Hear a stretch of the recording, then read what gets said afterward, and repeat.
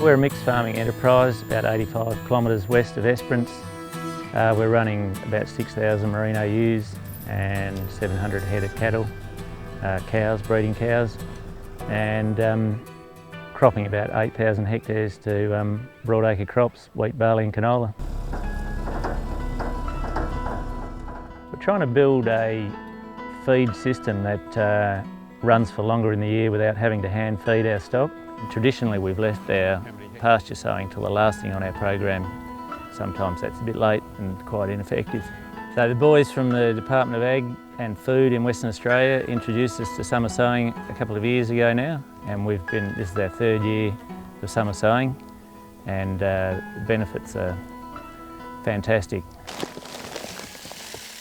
So in normal pasture improvement programs, the pastures are put in after the crops, and so they go in when the ground is getting cold, and they take a long time to establish, and you really forego a lot of grazing when you go to do that pasture improvement. With summer sowing, because the seed's in the ground and ready to go with the first rains, you don't have that delay in pasture production.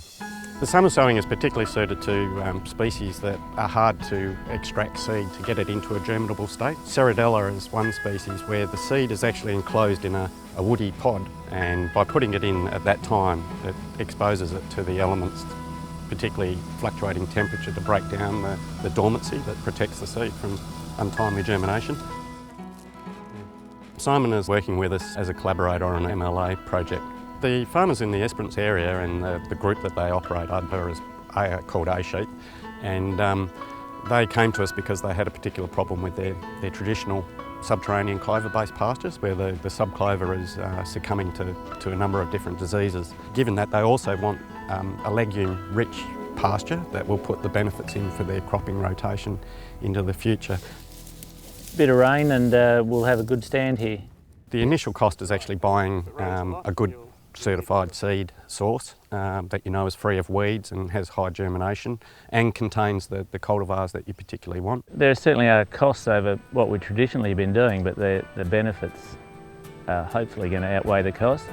And now that we've been going for a couple of years, we're harvesting our own seed, and that's been cleaned in Esperance now. So there's a saving on buying in seed. This is the leftover seed we've got in the shed here from this year's summer sowing. We've sown about nearly 10 tonne of margarita pod, covering 400 hectares. Our other pasture species will be sown after the break of the season. So we're waiting for some rain before we put in bladder clover, and we've got Balacerula, which we may or may not sow depending on when the season breaks. We believe that if you grow your legumes well and you get the good bulk there, that you can replace the majority of your nitrogen fertiliser that's needed, and that can be a saving of up to $60 a hectare in a crop.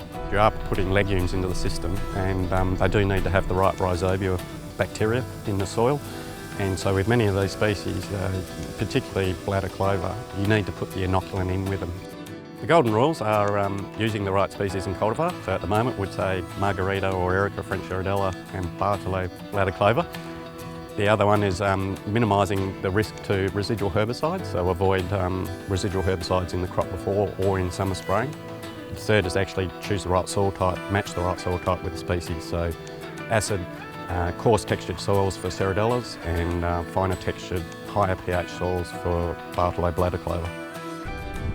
I think summer sowing is a bit of a revolution in pasture establishment. With the right species it is, and it fits into the program very easily, and the return is fantastic. So summer sowing has been a real winner for us.